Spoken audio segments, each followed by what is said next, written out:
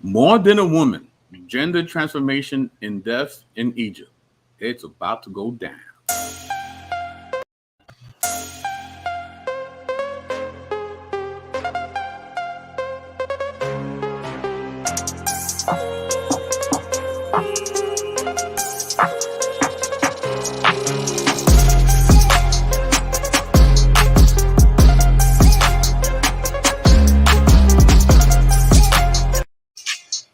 Yeah, what's going on, party people in the place to be? I go by the name of the BK Apologetics, transmitting all the way live. New York is the city, Brooklyn is the borough. What's good? What's popping? Happy Wednesday. We're almost making it to Friday. Hope everybody's doing well. Of course, we gotta say what's up to the party people in the chat. We got Wawo in the check-in. We got Bodega Lady Shotty Mills. We got Carm in the building. Bodega Lady Michelle Turner. You know what I mean? We got the indelible, the incomparable, Nate 2D2 in the building. And as always, if you have not already, please like, share, and subscribe. Tell a friend to tell a friend to tell a friend that it's him again. And if you'd like to support what goes down this particular platform, you can give a donation, like Umar Johnson, right? Donation to PayPal. Or if you would like to be a monthly supporter, you can become a patron where you will get an assortment of goodies to enhance your personal Bible study. And tonight I am graced with some shooters, plural, right? We got some shooters in the building. One of the shooters is from all the way down south. He is known as the bad boy of urban apologetics. Of course, I'm talking about MJ Jackson. What's going on, sir? Grace and peace. Grace and peace to the chat. Happy to be with you guys on this Wednesday night, right before it snows down here. Something that we really don't do well with Oh, wow. in the South. But I'll take a day off. How many inches you expecting? I think 6. Wow. For Arkansas? Sheesh. Oh, it was horrible last year. It was like the gates of hell opened and it snowed. Hell literally freezed over, huh? So, yes. Wow.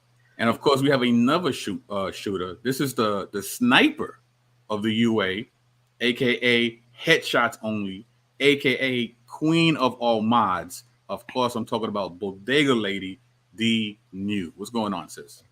Hey, Happy New Year. This is my first show of the year. I feel like I'm in the window of opportunity still. Sure. Happy New Year to Happy everyone. New Year. Happy New Year.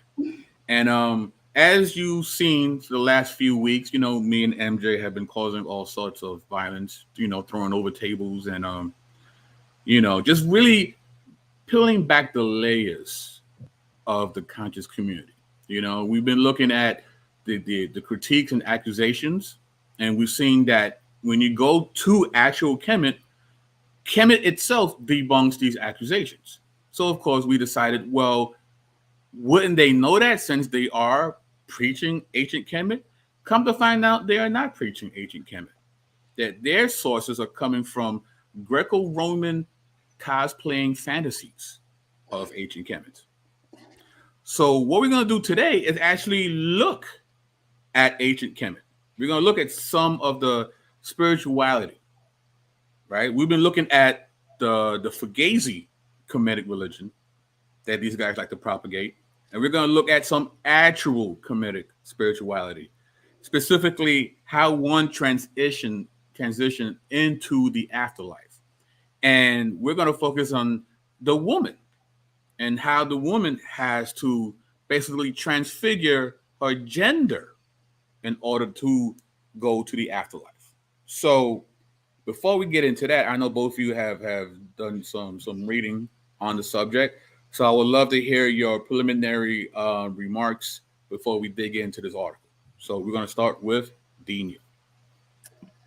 I think that, as you alluded to, it's just interesting that the Kemetic community levies so many accusations against Christianity and the Bible. And they're guilty of some of the same accusations that they levied. So I mean, that's I think that's the crux of the story. Sure, indeed. MJ. Yeah, in in the same vein as D New, you hear the word misogyny constantly being thrown around. And of course, it's a bad faith argument. Usually, they'll try to rip off quite a few verses, which you never have time to address. And then these accusations of misogyny is coming from a covenant that is obsolete, according to Hebrews. Um, the truth of the matter is, like I said, it's a bad faith argument. And then it's an argument that demonstrates ignorance of the context, the ancient context. I know they hate when we say and E, ancient Near East, but the truth of the matter is, women in the biblical context were treated probably better than most of those communities. And you know what the gospel does, and we're talking about Jesus, is it restores what was lost in Eden. Okay, and it brings male and female together, even though we have um, a distinction in roles. We're equal in essence. We're equal in the essentials, even though we have distinctions in what we would call in philosophy accidentals. So let's get into it. But this whole this whole misogyny charge is just, it demonstrates some ignorance. Sure, indeed. So, with that being said, so shout out to the BGs. Wow, I got your people out here. You know what I mean? So, yes, I did like disco. You know, I know that's not popular to say, but I did like it. Before you get into it, like, I was looking at the title and I couldn't get a Leah song about my head. Well, before Leah, they had a song called More Than a Woman. So, yeah, man, showing my age. So, anyway, so we will be looking at an article called "Gender Transformation in Death: A Case Study of Coffins from Ramesside Period Egypt." So, according to ancient texts, literate and educated Egyptians believed that creation and regeneration specifically belonged to the male gender. We're going to stop right there. I'm going to continue reading. I'm going to park right there. That's huge. This is huge, right? Egyptians believed that creation and regeneration specifically belonged to the male gender, right? And actually, let me read the other highlighted part. Only male divine beings such as Atum, Osiris, and Re had access to the powers of creation or resurrection. Goddesses were believed to be protective vessels. So the goddesses did not have creative capabilities, only the male deities. Now that's huge. And the reason why I say that's huge is, well, actually, I'm going to ask Miss D. New, from your observation of the conscious community, there's a lot of positive affirmation for the Black woman, right? A lot of positive rhetoric, and there's a specific phrase that they like to use when it comes to the Black woman. And I was wondering if you can tell the people the phrase and what do you think of the phrase and what do you think is behind that phrase? The Black woman is God. Uh-huh. What you're talking about? Yes, ma'am. There's another word that they levy out, which totally is antithetical to what we just read: parthenogenesis. Do you have to fill name that word? Parthenogenesis. Parthenogenesis, they say, is they say that at one time it was only females, that the Black woman was in existence, and that she reproduced asexually via parthenogenesis. But here we have that, according to ancient texts, creation and regeneration specifically belong to the male gender. There's some miscommunication here. I feel we need to stick to one story and just run with it. Is it parthenogenesis, or are we giving creative power specifically to the male gender? We need to decide. Right. MJ?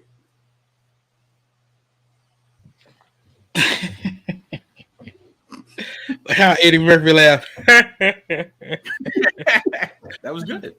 Yeah, we do hear the black woman is God, and she created through her pineal gland. When a man wasn't around, she created the first man through her pineal gland. That's why I look like the eye of Horus. Well, once again, that's Afrocentric Kemetic New Age talking, and it's a nice marketing tool if you're trying to attract women, in a context as America. But once again, it's just not lining up with the sources. Mm-hmm. It's not lining up with. I mean, the Coffin text is a pretty good source, I would think. But it's the emperor has no clothes once again. But we see once again the disconnect between what the conscious community likes to pontificate and what actual Kemet teaches. Right? The black woman is God. Okay, yeah, they had goddesses, but they had no creative capabilities. Right? So let me read this again. According to ancient texts, literate and educated Egyptians believed that creation and regeneration specifically belonged to the male gender. Men were thought to be responsible for offspring from a sexual union, not women.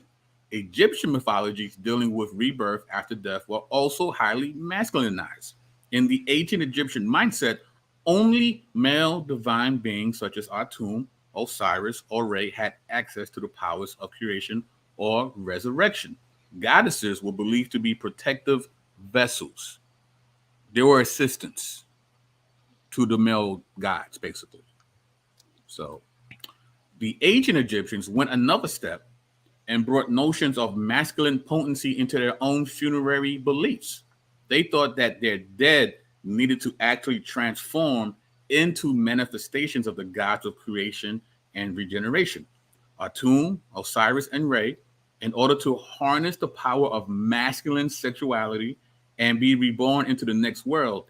This solution worked well for the men of ancient Egypt, whose bodies naturally contained such regenerative power. But such a physical notion of rebirth was obviously problematic for Egyptian women. The Egyptians were very much aware of these gender problems, and they developed a number of solutions to address them. All right, let me read one more.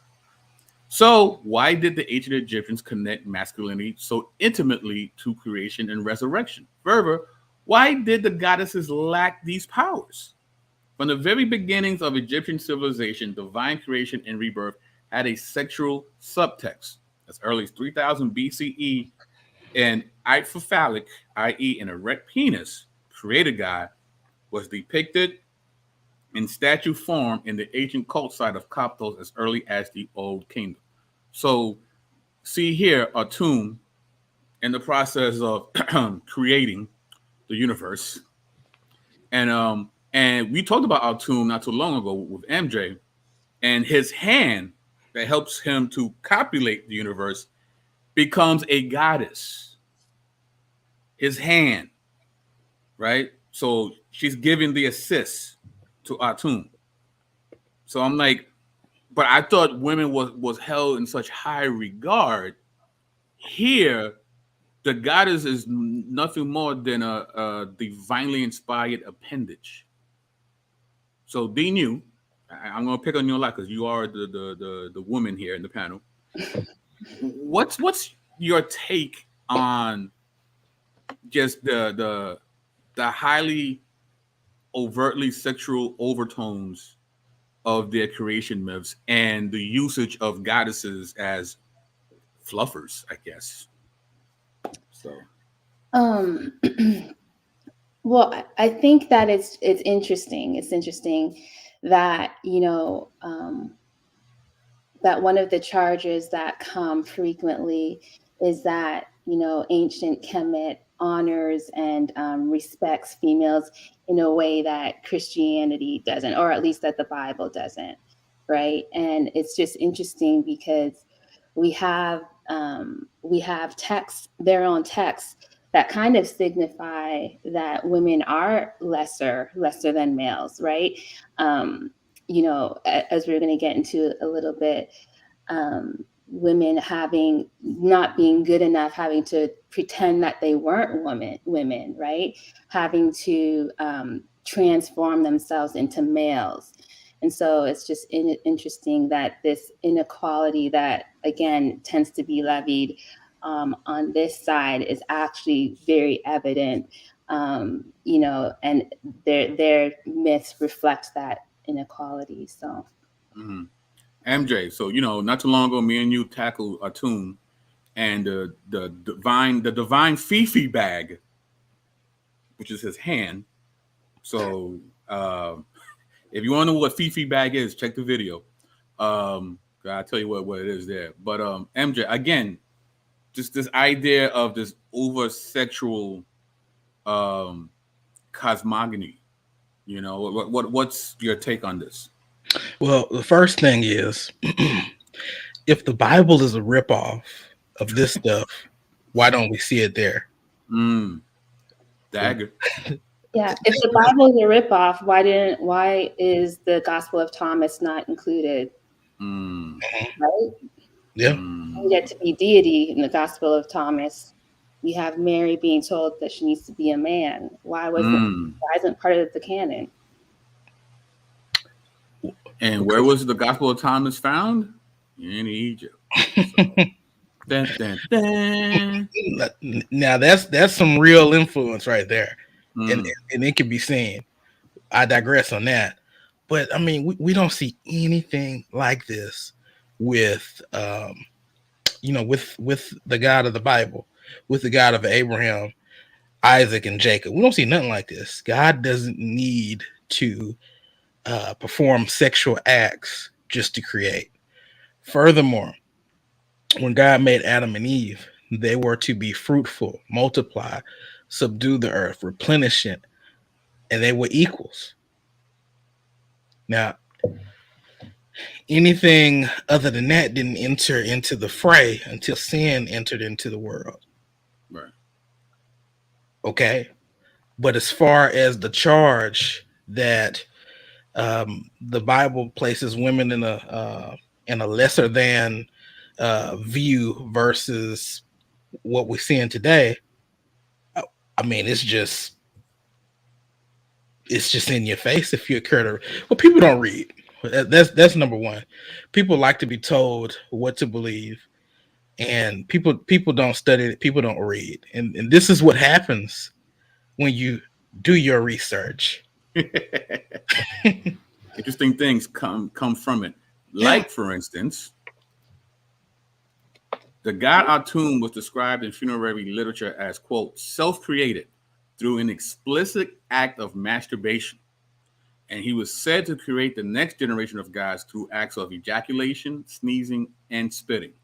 A female entity, his hand, Dajret, in Egyptian, and a feminine word, helped Atum create himself by acting as stimulant and vessel.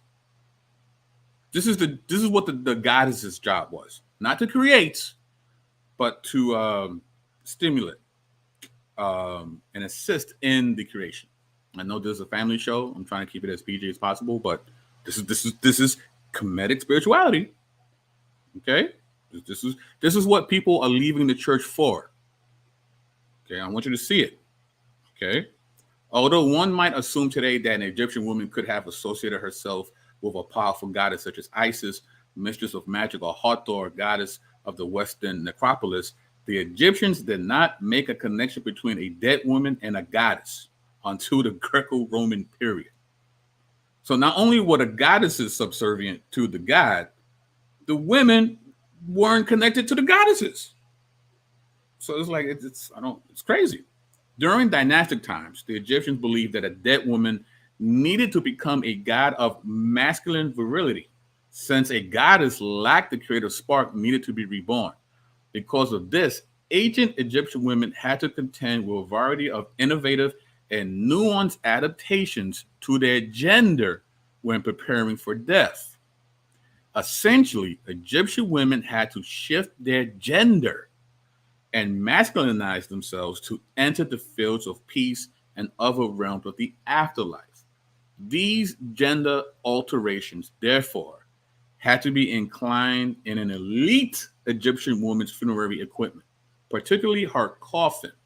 The Egyptian coffin was an excellent vehicle to transform the woman, or the man for that matter, into versions of Osiris, Re, and Atum. Dinu, imagine reading your Bible and finding out that the only way you could be saved and get to heaven is you would have to change your gender.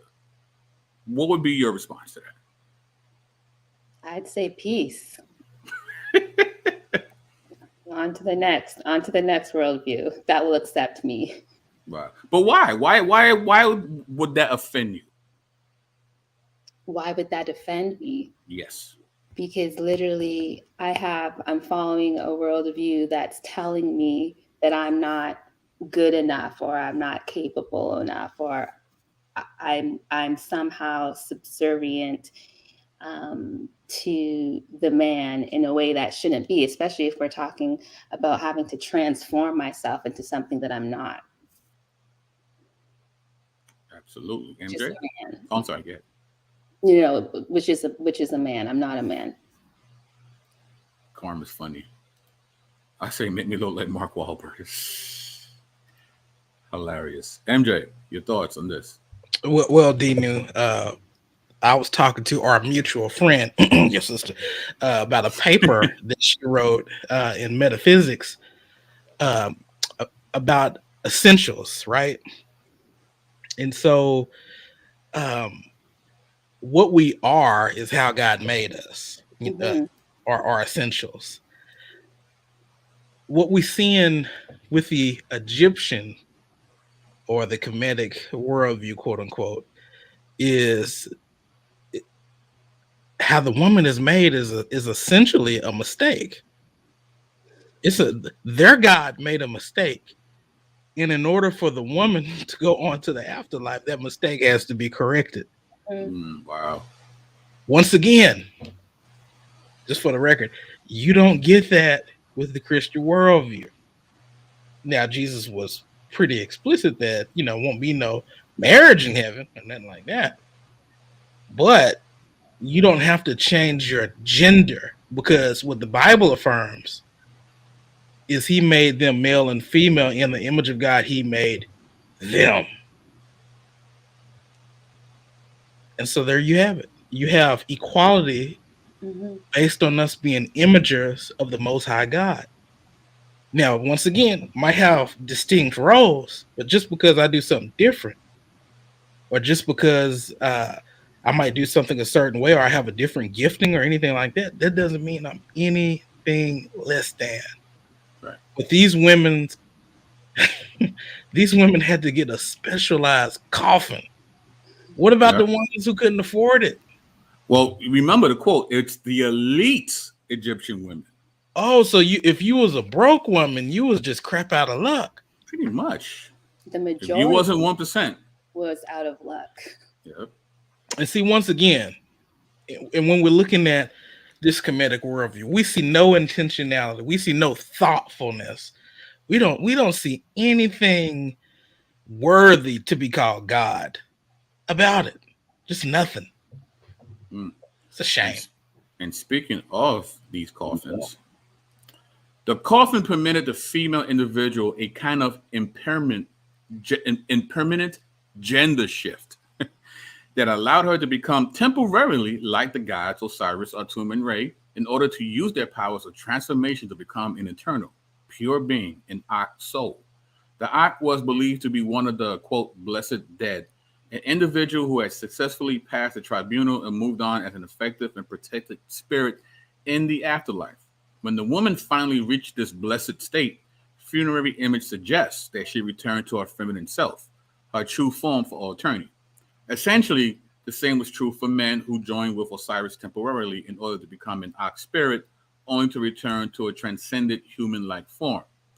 Egyptian mythologies of rebirth focused on masculine creator gods, and the deceased female essentially required a male divine identity to be reborn. This created problems for elite Egyptian women and encouraged a great deal of ingenious and innovative adaptation in their funerary arts. Elite artisans, priests, and patrons, male and female, were aware of the problem of female rebirth, and they offered many possible solutions. First, they associated the female deceased with Osiris by combining her name with the gods in coffin inscriptions. As early as the 6th dynasty, the names of the dead, whether they were male and female, were combined with the name of Osiris as Osiris plus the personal name. In other words, the name of a Ramessid woman named Hanut Ma'et would be inscribed on her coffin and other funerary objects as Osiris Hanut Ma'et. So, they knew if you want to go to heaven in ancient Kemet, you would require a male divine identity to be reborn. Right. That sounds attractive to you? No, it's not attractive to me. I would have to trick people. I'd have to be something that I'm not ontologically, right? I'd have to, I literally have to fool myself and everyone else in order to enter this afterlife. I'm a pass. So your name would be Osiris the New. That'd be your new name. Yeah, it's gonna be a hard pass. MJ. Well, once again, this is that mess, and this is how you know this is pagan, because they can only think in terms of sex. They can only the creative, and we heard it before, right? Is that in order for God to create, it had to be that male and female energy. The male and female deity represents, I'm talking like John Henry Clark, two distinct energies. Well, one, that's just not true, right? Because Atum was a dude. He was a dude because he was doing something with his hand. And I'm not. We're gonna keep it PG. Right. Vocab is way better than I am telling this. So, but I mean, it's just look. Where's the lie in what we're saying? Where's the lie? I mean, I read the comments on some of these videos. I see dudes coming at you, and refusing to actually address the information in the video. And so I just ask, where's the lie in what we're saying? Oh, brother, y'all need to come to my class and come to my come to the lodge, my shrine, because you don't understand what you're reading. You're doing the Beavis and the Butthead. Okay, where's the lie? I know you want to talk about me, or you want to talk about our sister or BK, but where is the lie? We're just showing you what Kemet has. Like, for instance, we have the said coffin of this woman that we just talked about, right? This is the coffin set of Hanut Ma'et, a wealthy Theban woman now in London at the British Museum, accession number EA 48001. So we have her coffin, right? So the form of the coffin was also important. During the Old and Middle Kingdoms, when rectangular coffins were in vogue, the shape of the coffin did not contribute to a gender identification. However, by the New Kingdom, people were using anthropoid coffins, which pictured the deceased in his or her bodily form. This posed a particular problem for the female dead because their gender was now more obvious. What was the solution? The female's burial had to follow the patterns of her male counterparts in inscription, form, and style. With only a few decorative markers that gave notice to her female gender, artisans provided elite women of the New Kingdom and thereafter with an androgynous but still human-shaped mummy case that provided the dead female with a new and fully bound Osirian body for a transformation. So, as they got into this particular kingdom, this age of kingdom in Kemet, it became harder for a woman to pass because the coffins denoted that she was a woman. So they had to do the Ziggy Stardust coffins. Like this, the Andromedus. Is it a man? Is it a woman? I'm not sure. As Dinu said, because they needed a smoke screen to kind of get past the gods, right? So it's like we're not sure. You know, it's like it's a sexually ambiguous coffin. You know, it's like The Rock, the actor, The Rock, right? Is he black? Is he white? It depends on the lighting, right? It's the same thing with the coffin. It's like, is it a male? Is it a female? We're not really sure, right? The main purpose of the coffin was to identify the deceased with a god of creation. The high-value coffin set of Henu Mayet of the 19th dynasty, for example, provided the deceased female owner with a set of nesting Osirian-bound bodies that, unlike human flesh, would not decay because they were made of wood and gold. The inner coffin and mummy board in this set was fully gilded, providing Henut Mayet with flesh like the sun god himself. On the coffin lid text panel, she is identified as, quote, the Osiris, chantress of Amen in Ipet Sut, mistress of the house, Henut Mayet. The coffin does transform the woman into a divinized masculine being, mingling her essence with that of Osiris. So the coffin helps her to become gender fluid. So we could check eBay, Dinu, and see if they have any of these left, just so that you could be ready for the afterlife. I mean, what you think? You want me to bid? Is that what you're saying? Oh man, it's right. So she had to the coffin would basically fix the mistake that MJ was talking about. Yeah. Right.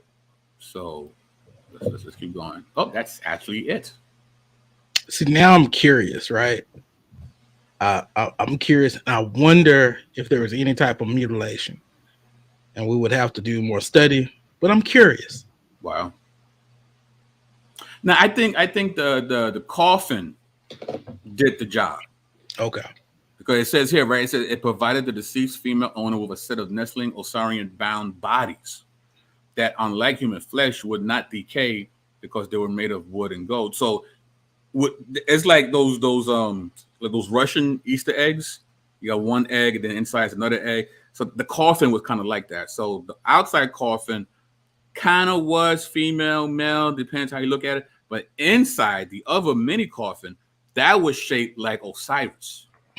So as long as she was encased in the Osirian bound body, she would spiritually transform into that body until she got past the cops, and she was able to go back to be female again.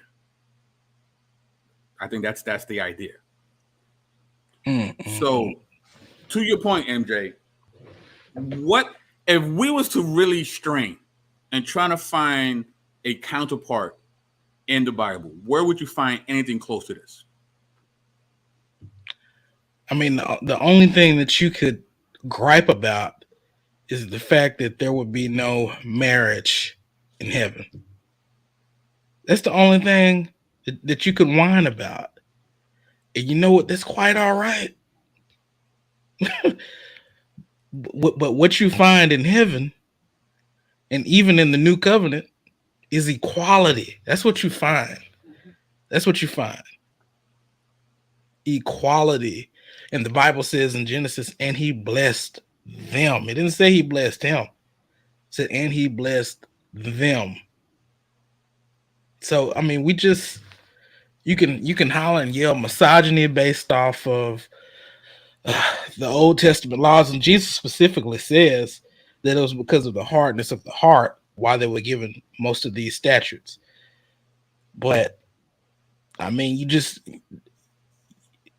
what it is throwing anything that you can, is throwing the whole kitchen, the whole refrigerator against the wall and hoping something stick, because you're trying to get people emotional. That's what you're trying to do. All right. Again, I think you made such a really good point about course correcting their theology, right? Because when they first began this understanding of the theogony and cosmogony, women weren't held in high regard. But that changed in Kemet. As Kemet, started moving up, it wasn't just about Pharaoh anymore. Because at one point, only Pharaoh had the knowledge to get to the afterlife.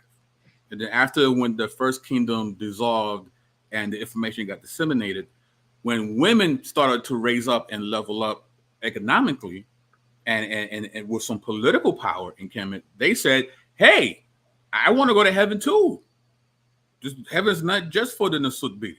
I like to go. And I got the cash to do it. So let's figure this out. Because I'm going to heaven, buddy. Then they ran into this roadblock. It's like, well, but you're a female. We didn't really think this through.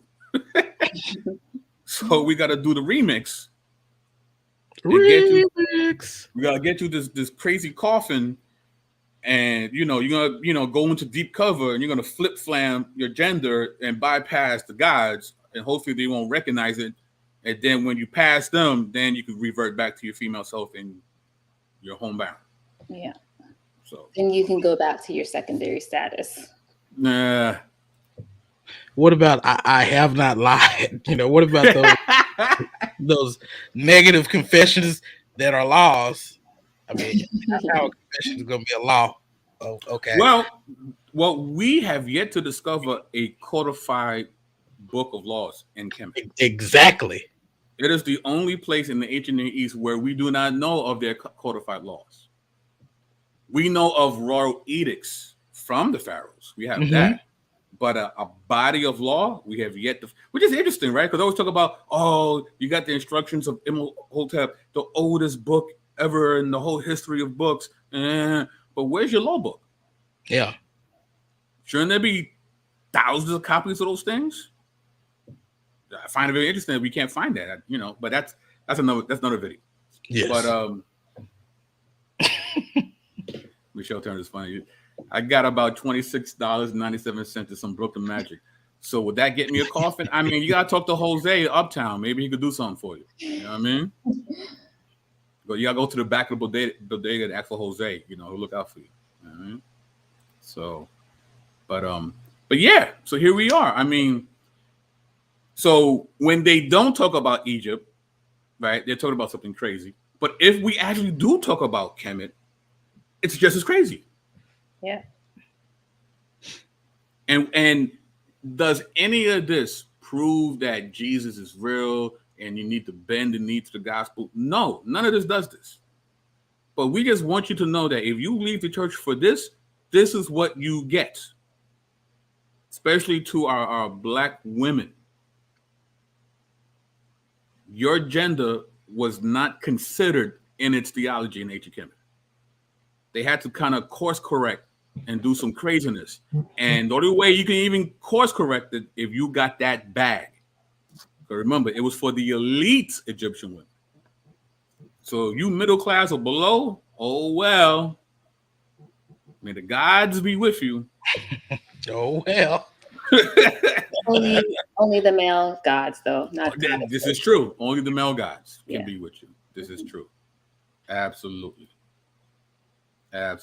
So, but again, when we look at the primary sources, when we look at the literature, when we actually take a look at without the Greco-Roman filter, without Trismegistus, without Plutarch, without the white man, if we just look at the actual primary sources, it's crazy.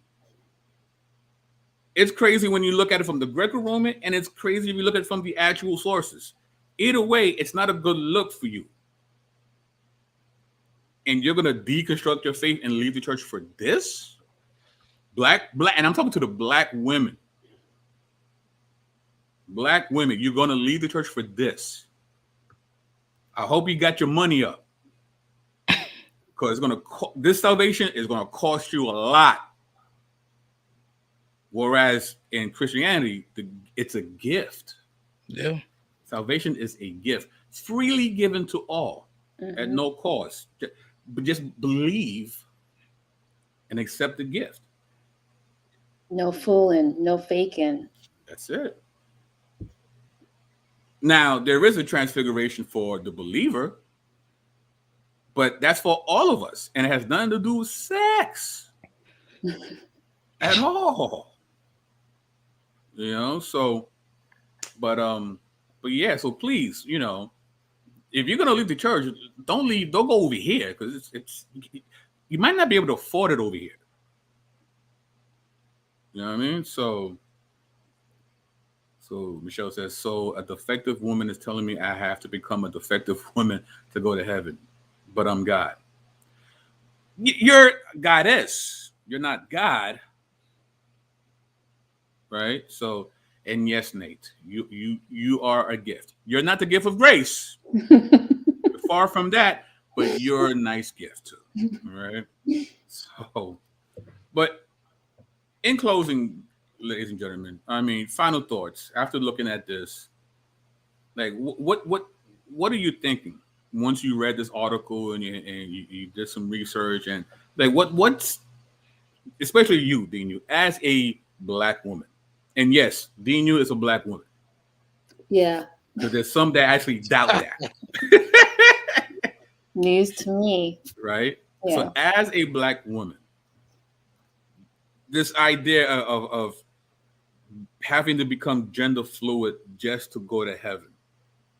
And I asked you this before, but just to reiterate, like now reading after reading what we saw, how does that make you feel? Like I actually want an emotional answer from you. As a black woman, seeing what it would take if you was an ancient Kemet to make it to heaven, how does that make you feel? Well, you know, it just propagates what tends to be mostly a female thing of value, right? Females always, I mean, not always, but females in this world can tend to deal with value issues just for many different reasons. And so, you know, here we have a religion, let's call it a religion. It is a religion where you're not able as a female to be aligned with female deities. You literally aren't able to side with your gender and your gendered deity do anything for you. You have to fake it and be aligned with a male deity. I mean, I feel like that might propagate some value issues as a female. You know, here's my deity. This is my deity. It's not it's not another human. It's a deity. I'm being rejected by my deity. That's some issues I would think. Well said, MJ. Well, I think about all of the mental hoops and intellectual hoops that people have to hop through to accept everything that we've been laying out. You know, from the issues with the lodge to the issues with theogony, things like that, and cosmology, the inherent logical issues with all that. And now you get to these anthropological issues. Like, I mean, it is, and I get people are sinful, and when you're sinful, you know, it's possible for you to hate God. I get it. But this is just stupid. I mean, there is no intellectual virtue here. And here it is. I admire Black history. I too have been called the Oreo. Which I don't understand. Of all people to call Oreo, I don't get it. I too have been called the coon.